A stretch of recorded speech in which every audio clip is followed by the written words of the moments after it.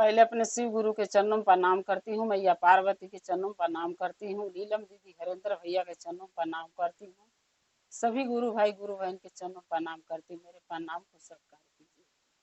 गुरु भाई गुरु बहना, एक कथा सुनाने जा रही हूँ। कृपा करके कथा को ध्यान से सुनिएगा। ध्यान से सुनने से ज्ञान मिलता है। आधी अधूरी कथा नहीं सुनना चाहिए, क्योंकि शिव गुरु का अपमान होता है। पूरा कथा सुनने से कथा के रहस्य के बारे में पता चलता है। कथा में क्या बताया गया, क्या समझाया गया है, उसका ज्ञान मिलता है। इसलिए कथा को हमेशा पूरा सुनना चाहिए ताकि ज्ञान मिल सके। अगर मेरा ये कथा आपको अच्छा लगेगा, चर्चा महादेव का, तो कमेंट में लिख के जरूर भेजिएगा। चैनल को सब्सक्राइब कर लीजिएगा कि जो भी मैं नया नया कथा डालती हूँ आपके पास पहुँचती रहे। आप हमारे कथा को ऐसे देखते रहें, अपना प्यार देते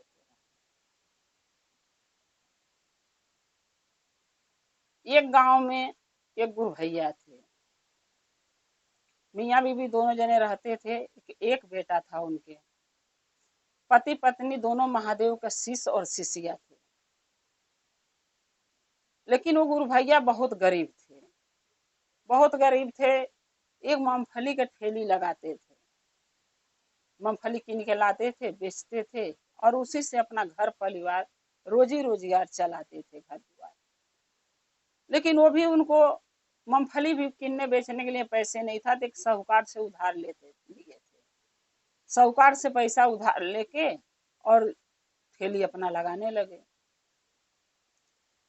वो दिन भर बेचते थे, तो बस उतना ही वो बेच पाते थे जितना उनको बस खा सके, एक दिन का खाना चल सके, खुराक। बेच जब मूंगफली बिकता था, उसी पैसे के सावा और कोदो ले आते थे, ले आके अपना बनाते थे, खाते थे। और उनकी जो पत्नी थी, जो महादेव की शिष्या थी, वो जाती थी खेत से, तो सरसों बथुआ का साग लाती थी खोट के। तो वो रोटी, सावा और कोदो का रोटी और सरसों बथुआ का साग बना के पति पत्नी और बच्चा तीनों खाते थे। एक दिन गुरु भैया बोले अपनी पत्नी से कि रोज डेली साग रोटी बनाती और कुछ अलग बना लिया करो, मन नहीं करता खाने के, ही खाना रोज डेली खाते हैं। तब उनकी पत्नी बोली कि बताइए हम क्या करें, आप जो बेच के लाते हैं वही हम बनाते हैं। सब्जी भर के भी पैसे नहीं बचता है कि हम बाजार से सब्जी लाएं और सब्जी बनाएं। इसलिए खेतों में जाते हैं, तो कोई भी गुरु भाई गुरु बहना से पूछ के उनके खेतों से सरसों बथुआ ले आते हैं, तो बना के खाते हैं। सो हम कहाँ से और साग सब्जी चलाएं, ले आए। तब गुरु भैया बोले चलो ठीक है, तुम सही कह रही हो, बिना पैसे तो कुछ होता ही नहीं है। फिर उसके बाद क्या हुआ कि 2 दिन गए फिर बेचने। एक दिन तो उनको एक भी मूंगफली नहीं बिकी। जब नहीं बिकी तो बहुत परेशान हुए, घर आए। पत्नी पूछी कि क्या हुआ, कुछ बिक्री हुआ कि नहीं, तो बोले कि नहीं, कुछ नहीं बिका है। फिर दूसरे दिन गए, उनकी पत्नी समझाई कि देखिए घबराइए मत, महादेव परीक्षा ले रहे हैं, जब परीक्षा पूरा हो जाएगा तो हमें भी जरूर भर पेट भोजन मिलेगा, आप कल जाके बेचिएगा, कल जरूर बिकेगा। फिर दूसरे दिन वो लेके गए मूंगफली बेचने। फिर पूरा दिन घूमे, लेके ठेली, कहीं नहीं बिका, कहीं नहीं बिका। फिर शाम को घर आए। फिर उनकी पत्नी पूछी क्या हुआ, बिका? बोले नहीं, आज भी बिक्री नहीं हुआ है, क्या करूं मैं, समझ में नहीं आ रहा है। बच्चा जो था वो बोला पिताजी कुछ बिका है? तो बोले आओ किन के राशन वासन कुछ खाना पीना बना, भूख लगा है। बोले बेटा कुछ भी नहीं बिका है। लड़का भी समझदार था, बोला कोई बात नहीं पिताजी, पानी पी के सो जाएंगे हम दोनों तीनों जने। अब ऐसे कर करके 2-3 दिन निकल गया, बिक्री एक भी ना हो। जब ठेली लेके जा देख भी मूंगफली ना बिके। उसके बाद क्या हुआ कि लड़का थोड़ा बड़ा था, कम से कम धीरे धीरे वो हो गया था 14-15 साल का। एक दिन वो लड़का बोला अपने पिताजी से, गुरु भैया से, कि पिताजी ऐसा करो कि आप भी मूंगफली ठेली पर ले जाके बेचो, हम मूंगफली टोकरी में धई के सर पर लेके गांव में घरे घरे घूम के बेचूंगा, शायद कुछ बिक जा, जिसके वजह से हमारा रोटी रोजी चलेगा, खाने पीने का। तो गुरु भैया बोले कि बेटा अब यही रह गया है कि तुम कमाओगे पढ़ाई लिखाई छोड़ के, बोला पिताजी क्या करूं, स्कूल की छुट्टियां पड़ी है तो घर में बैठ के करूंगा क्या, और थोड़ा मैं भी घूमूंगा, क्या पता बिक जाई तो खाने भर के तो हो जाएगा, कुछ लाएंगे अनाज पानी बनाएंगे। बोले चलो ठीक है बेटा तुम ले जाओ। तो लड़का दूसरे गांव पर लेके निकला बेचने, टोकरी में सर पे धई के, और गुरु भैया अपना ठेली लेके निकले। लड़का भी बेचा, दिन भर कुछ नहीं बिका, वो भी बेचे नहीं बिका, ऐसे करते करते 4 दिन निकल गया। फिर दूसरे दिन ये लड़का भी दूसरे गांव पर लेके गया, सोचा अब इस गांव पर नहीं बिकेगा दूसरे गांव जाएंगे, वो लेके गया बेचने, वहां भी नहीं बिका, गुरु भैया लेके गए ठेली, उनका भी नहीं बिका। ऐसे करते करते 5 दिन बीत गया। जब 5वां दिन बीता, तब एक दिन लड़का 5वें दिन जब घूम के आ रहा था, नहीं बिक्री हुआ तो बहुत दुखी था। गुरु भाई गुरु बहना कोई भी दुखी रहेगा जब खाने को नहीं मिलेगा। पहले जमाना में लोग बहुत गरीब रहते भी थे, न नौकरी रहती थी न रोजी रोजगार रहता था, इंसान जो है कि खैले तक का मोहताज था। लोग कर्जा अनाज ला खाते थे, कर्जा पैसा ला के खाते थे। आजकल तो भगवान के कृपा से, महादेव की कृपा से कोई भी ऐसा घर नहीं है जिसके घर में खाने का अनाज ना हो, सबके घर महादेव दिए हैं। हाँ ये है कि किसी को ज्यादा किसी को कम, लेकिन सब कोई आजकल खा रहा है, कोई भूखा नहीं सो रहा है। कोई दिन वो लड़का 5वें दिन बड़ा दुखी होके आ रहा था, तो महादेव कैलाश से बैठे बैठे देख रहे थे कि हमारे भक्त इतना परेशान है, इतना दिन से 4-5 दिन आज हो गया, एक भी मूंगफली नहीं बिका, खाने बिना सब परेशान है। तो महादेव ने सोचा कि चलो आज हम अपना भेष बदल के चल के देखते हैं कि क्या हम कर सकते हैं उनके लिए। महादेव अपना भेष बदल के आए और एक बेल का पेड़ था, चौतरा बना था, वहां पे बैठ गए। अब वो लड़का मूंगफली बेच के आ रहा था, लेकिन मूंगफली तो बिकी नहीं थी, बहुत परेशान था। जब महादेव साधु भेष बदल के बेल के पेड़ के नीचे बैठे थे, तब वो लड़का वही राह से जा रहा था। लड़का को बुलाए, बोले बेटा कहाँ जा रहे हो। बोला बाबा मैं घर जा रहा हूँ। तो महादेव बोले, यानी महात्मा जो साधु थे वो बोले कि बेटा काहे परेशान दिख रहे, अरे आओ थोड़ा सा छाए बैठ जाओ, आराम कर लो, फिर घर चले जाना। बहुत मन उसको बोले, तब जाके वो बैठा। जब जाके वहां बैठ गया बेल के पेड़ के नीचे, तब महादेव यानी महात्मा पूछने लगे कि बेटा तुम इतनी दुखी क्यों हो, क्या बात है, कोई दिक्कत कोई परेशानी है तो हमसे बताओ, शायद मैं कुछ कर सकूं। तब वो लड़का बोला कि क्या मैं बताऊं बाबा, 4-5 दिन आज हो गया हम लोग खाना नहीं खाए, मेरे पिताजी भी वैसे बेगर खाए हैं, मेरी माँ भी खाना नहीं खाई है, मैं भी नहीं खाया हूँ, पानी पी पी के आज 5 दिन से हम लोग जी रहे हैं। तो महात्मा पूछे क्यों। बोला कि क्या करूं, पिताजी ठेली लगाते हैं, मूंगफली बेचते हैं ठेली पर घूम घूम के, पहले तो थोड़ा बहुत बिकता भी था तो साग रोटी खाने के मिल जाता था, अब तो 5 दिन से वो भी बिक्री नहीं हो रहा है, सो हम लोग पानी पी पी के रह रहे हैं। अब मैं भी जा रहा हूँ बेचने का, चलो हम ही कुछ बेच ले, हमसे भी नहीं बिक रहा है। तो दुखी नहीं रहेंगे तो क्या रहेंगे। तो महात्मा बोले कि बेटा ऐसा करो कि मैं तुम्हें एक सामान दूंगा, अगर वो सामान तुम पा जाओगे ना तो तुम्हारे सब कुछ उससे मिलेगा, जो तुम चाहोगे वो तुम्हें मिलेगा, खाना पीना अनाज। तब वो लड़का बोला कि सही बात है महात्मा, क्या वो सामान जो आप देंगे उससे हमें भोजन मिल सकती है। तो बोले हाँ, जब पैसे आएगा तो भोजन भी आएगा। तो बोला दे दीजिए। महात्मा ने क्या किया, उसको एक कैरम बोर्ड दिया, जो नहीं लोग खेलते हैं बच्चे, कैरम बोर्ड दिए, बोले कि इसको लेके जाओ घर। अब वो लड़का जब पाया तो बोला बाबा ये क्या करूंगा, ये तो खेलने वाला चीज है बच्चों के, ये तो हम खेल सकते हैं, इससे कहाँ से पैसे आएगा, कहाँ से अनाज आएगा, अब तो हमको खिलौना दे रहे हैं। महात्मा हंसने लगे, बोले नहीं बेटा ये खिलौना नहीं है, तुम लेके तो जाओ, लेकिन रात में नहीं, कल सुबह इसको खेलना, बाप बेटा दोनों बैठ के। तो बोला ठीक है। अब वो करम बोट लेके घरे गया।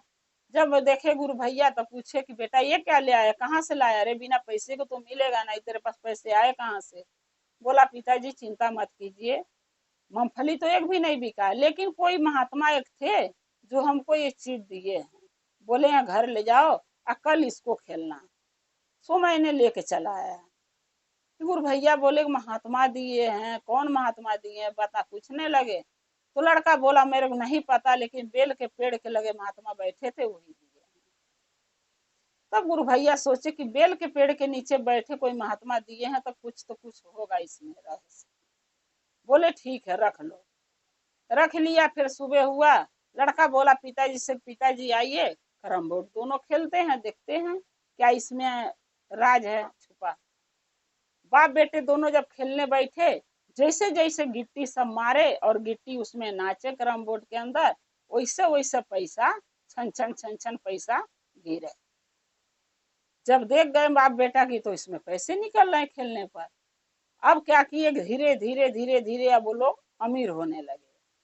तो गुरु भाई गुरु बहना होता क्या है कि जब कोई आदमी गरीब रहता है, अभी आजकल के भी दुनिया में देख लीजिए, अगर कोई गरीब है और जब एक बैग वो अमीर धीरे धीरे होने लगेगा ना, तो लोग जलते हैं, सोचते हैं इसके पास धन कहाँ से आ गया, इतना अमीर क्यों हो रहा है, ये तो बहुत गरीब था। वैसा उनके साथ भी हुआ। जब धीरे धीरे उनके पास धन आने लगा, गुरु भैया के कैरम बोर्ड खेलते खेलते पैसे आने लगा, तो धीरे धीरे वो क्या किए, घर मकान बनाए, खाने पीने की भी कोई दिक्कत नहीं रह गई। मूंगफली भी बेचना उन्होंने छोड़ दिया। अब कैरम बोर्ड खेल खेल के ही पैसे उनके पास आते थे, तो मूंगफली बेचने की जरूरत क्या है। एक दिन उनका गुरु भैया बोले अपने बेटा से कि बेटा, साहूकार से जो पैसे उधार लिए थे मूंगफली लाने के, ठेली कीनने के लिए, वो पैसा साहूकार के ज्यादा ब्याज जो जोड़ के बहुत सारा कर लिया है, मैं गया था पूछने, ऐसा करो कि उसका पैसे चुका दो। लड़का बोला ठीक है पिताजी, आप बता दीजिए कितना पैसा है और हमें दे दीजिए, हम ले दे आएंगे। तो गुरु भैया बोले ठीक है बेटा। गुरु भैया ने क्या किया, उनको अपने बेटे को पैसे दे दिया कि इतना पैसा साहूकार का हुआ, ले आके दे आओ। लड़का गया देने, तो साहूकार पूछा कि रे तेरे पास पैसे आए कहाँ से, तू तो बहुत गरीब था, तो अमीर कैसे हो गया कि जो कर्जा चुकाने आ गया। अब बच्चा के जाति उसने बोल दिया कि क्या हो गया, पिताजी हमारे दिए हैं, हमारे पिताजी के पास पैसे था, दे दिए, हम चुकाने आए हैं, ले लो अपना पैसे। साहूकार की बात हजम नहीं हुई। साहूकार सोचने लगा, क्योंकि उसके मन में लालच था, ललिचहा साहूकार था। अब जिसके पास धन है और धन के और ख्वाहिश करता है, उसको लालच ही कहा जाता है। साहूकार लालच वाला था। साहूकार लड़का के फुसला के पूछने लगा कि बेटा सही सही बता देगा ना, तो तेरा आधा कर्जा माफ कर दूंगा, आधा पैसे लूंगा। बच्चा था, 15-16 साल का था, उसको क्या पता। बोला ठीक है, क्या पूछना चाहते हो। साहूकार ने पूछा कि बेटा तेरे पास पैसे आए कहाँ से। लड़का वो बोला कि देखिए साहूकार जी, मेरे पास पैसे आए हैं एक कैरम बोर्ड से। बोला साहूकार की कैरम बोर्ड तेरे पास कहाँ से आया। उन्होंने, वो लड़का ने बोला कि मैं मूंगफली बेचने गया था, मूंगफली नहीं बिका और बहुत परेशान दुखी होके आ रहा था, तो एक थी पेड़ था बेल का, वहां एक महात्मा बैठे थे। उन्होंने हमके बोला कि बेटा आके बैठो, सोहताल लो तो जाना। उनके लगे जब जाके मैं बैठा, तो सारी बातें पूछने लगे कि बेटा इतने परेशान क्यों हो। तो मैंने बोला कि भाई मेरे पास मूंगफली था, बिकी नहीं रहा है, 4-5 दिन से खाना नहीं खा रहे, इसलिए मैं परेशान हूँ, दुखी हूँ। वो महात्मा बोले कि मैं एक कैरम बोर्ड दे रहा हूँ, इसको खेलोगे तो इसमें से पैसे निकलेंगे। सो हम पिताजी और हम दोनों खेलते हैं, जैसे जैसे गिट्टी गोटी नाचती है कैरम बोर्ड के अंदर, वैसे वैसे पैसे उसमें से निकलते हैं। सो इसीलिए पैसे मेरे पास हो गया, साहब का कर्जा चुकाने आ गया। अब साहूकार के मन में लालच आया, वो लड़के से बोला कि बेटा अपना कैरम बोर्ड एक बार ले आओ, दिखा दो, मैं भी खेलूंगा तुम्हारे साथ। बच्चे को क्या पता। और साथ में साहूकार बोला कि अपने माँ बाप को मत बताना, चुपचाप लाना और दोनों खेल लेंगे, उसके बाद तुम उठा ले जाना घरे। लड़का सोचा चलो खेलना ही तो है, खेलने वाली चीज है, खेल लेगा हमें दे देगा। लड़का को तो पता नहीं था साहूकार बेईमानी कर लेगा और लेके धर लेगा, हमें देगा ही नहीं। अब वो लड़का कैरम बोर्ड लेके गया साहूकार के घरे, और साहूकार और लड़का दोनों कैरम बोर्ड खेलने लगे। अब जैसे जैसे गोटी नाचे कैरम बोर्ड के अंदर, वैसे वैसे पैसे निकल के नाचने लगे, कूदे छरछरा चर चर चर चर निकले भर भर भर उसमें से। साहूकार के मन में लालच आ गया, बोला इसमें से तो पैसे निकल रहा है, तो कोई देवी देवता का ही दिया हुआ चमत्कार है। साहूकार जितना पैसे खेला वो लड़के के साथ कैरम बोर्ड, जितना पैसे निकला सारा ले लिया, उस बच्चे को नहीं दिया। और साथ में करम बोर्ड भी लेके रख लिया। लड़का जब मांगा कि तुम तो बोले थे खेल के दे दूंगा, मुझे दे दो, पैसे रख लो, मगर करम बोर्ड मुझे दे दो, ये हमारा है। साहूकार ने बोला कि ज्यादा बोलेगा तो चमेटा मारूंगा, यहाँ से भाग जा, करम बोर्ड नहीं मिलेगा। अब वो लड़का क्या करे, बच्चा के जात वो चला आया छोड़ के। घर पे आया तो गुरु भैया पूछे कि बेटा करम बोर्ड कहाँ रखे हो। तो वो लड़का बोला कि पिताजी कर्जा चुकाने जब साहूकार के गए थे, साहूकार ने पूछा तेरे पास पैसे कहाँ से आया, मैंने सारी बात बता दिया, करम बोर्ड से आ रहा। तो साहूकार ने बोला करम बोर्ड लाओ और हम दोनों खेलेंगे, आप अपना करम बोर्ड खेल ले जाना। जब मैं लेके गया साहूकार, हम खेलने लगे तो जैसे जैसे गिट्टी गोल घूमती थी वैसे वैसे पैसे निकलते थे। जितना पैसा निकला साहूकार सारा लेके धर लिया और साथ में करम बोर्ड भी लेके धर लिया। जब मैं मांगा हूं तो मुझे मारने की धमकी देके खदेड़ दिया है। अब गुरु भैया बहुत परेशान हुए कि साहूकार तो बहुत नालायक निकला, लालची निकला है, उसका कर्जा भी दे दिए, फिर भी पैसे जो करम बोर्ड से निकला वो भी ले लिया और करम बोर्ड भी धर लिया। गुरु भैया गए उससे पूछे कि भाई करम बोर्ड तो दे दो मेरे बच्चे को, क्यों लेकर रख लियो। साहूकार बोला कि जेल जाना है तुझे, जो आया है अभी तेरे को ना कोई जुर्म में इल्जाम लगा के जेल भेज दूंगा ना, मेरे घर से भाग जा। अब बेचारे जब गरीब इंसान होता है ना तो सब चीज सोचना पड़ता है। अब वो चले आए। आए तो लड़का पूछा, बीबी पूछी कि करम बोर्ड दिया साहूकार, बोले नहीं, धमकी दे रहा कि जेल भिजवा दूंगा हमारे द्वारा हो गए तो। तब गुरु बहिना जो थी वो बोली कि देखिए सब्र कीजिए, जैसे वो बेईमानी करके करम बोर्ड लिया है ओकर इंसाफ भगवान महादेव जरूर करेंगे उसके साथ। आप चिंता मत कीजिए, 2-4 दिन इंतजार कीजिए, महादेव पर भरोसा कीजिए, करम बोर्ड जरूर वो खुद ले आके देगा हमको, साहूकार खुद देने आएगा। गुरु भैया बोले ऐसे कैसे हो पाएगा, बोली गुरु बहिना बोली होगा, बस चिंता मत कीजिए, थोड़ा सब्र रखिए। अब लोग करम बोर्ड को छोड़ दिए, अपना लेख साहूकार धरा है, पैसा खूब उसमें से निकल रहा, धर रहा है। एक दिन महादेव सपने में साहूकार के घर गए और साहूकार को बोले कि साहूकार तू कितना लालची निकला रे। साहूकार बोला सपने में, कैसे, क्यों, हम लालची कहाँ से हैं।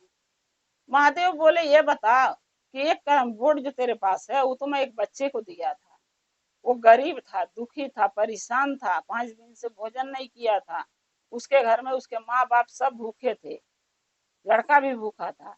हमने उसको दिया ताकि इससे उसका रोजगार चल सके, उसका पेट भर सके, उसका पेट का पालन पोषण हो सके, और तूने उसको बेईमानी करके झूठ बोल के धोखा दे के या करम बोट लेकर रख लिया है। साहूकार बोला तो क्या हुआ, साहूकार का तो काम है झूठ बोल के सामान लेना, मैं तो वही करता हूँ। किसी के सामान रखता हूँ गिरवी, देख के 4 लेके देता हूँ, किसी को पैसे देता हूँ तो ब्याज लेता हूँ, मेरा तो कर्तव्य भी यही है, काम है यही है, बेईमानी करना। तब महादेव बोले कि साहूकार बेईमानी तू यहाँ कर रहा है, लेकिन जब वहां आएगा ना मेरे पास एक न एक दिन मर के, तब तेरा इंसाफ मैं वहां करूंगा, तेरे कर्मों के बहुत बुरा सजाई दूंगा मैं।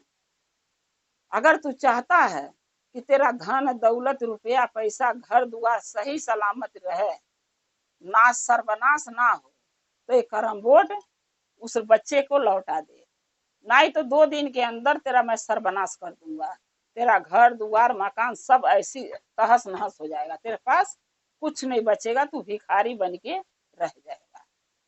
नहीं तो करम बोर्ड ले आकर उसको कल लौटा देना बच्चे का।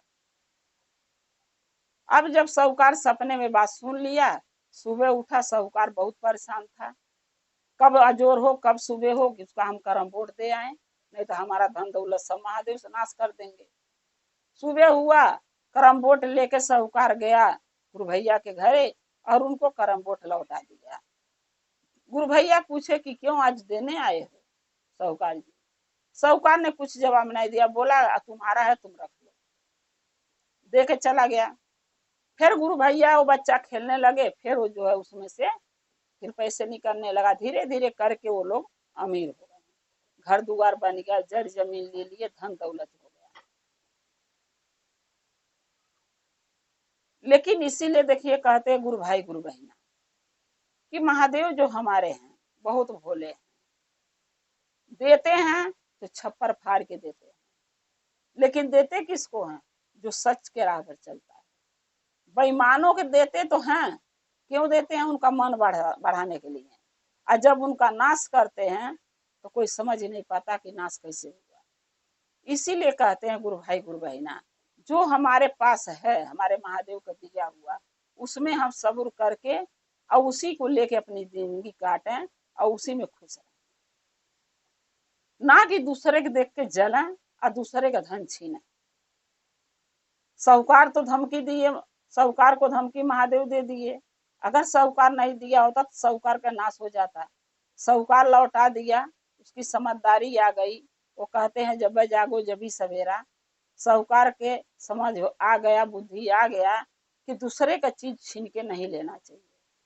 सो साहूकार उनका चीज ले आके करम बोट गुरु भैया को लौटा दिया, बच्चे को दे दिया।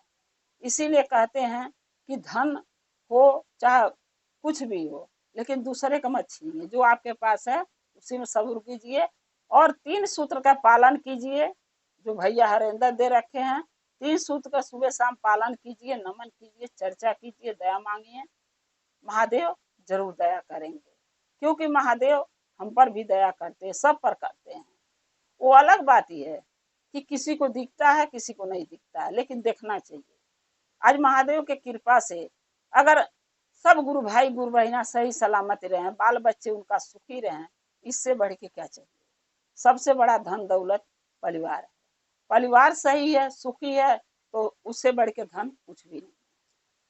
धन दौलत का क्या यहीं रह जाना है। जो परिवार का सुख एक में रह के मिलता है, वो अलग होने पर नहीं मिलता है। इसलिए सच के मार्ग पर चलिए, महादेव के दया मांगी, उनसे उनका चर्चा भजन कीजिए, नमन प्रणाम कीजिए। जैसे महादेव वो साहूकार के बुद्धि ज्ञान दिए, वैसे सबके बुद्धि ज्ञान दे, सबके बाल बच्चे सही सलामत रहें। गुरु भाई गुरु बहना, अगर मेरा एक कथा आपको अच्छा लगा कमेंट में लिख के जरूर भेजिएगा। चैनल को सब्सक्राइब कर लीजिएगा कि जो भी मैं नया नया कथा डालती हूँ आपके पास पहुंचता रहे। आप हमारे कथा को देखते रहे, अपना प्यार दुलार देते रहे। हर हर महादेव, घर घर महादेव। महादेव का दया और कृपा आप लोग पर सदा बना रहे। जय श्री गुरु।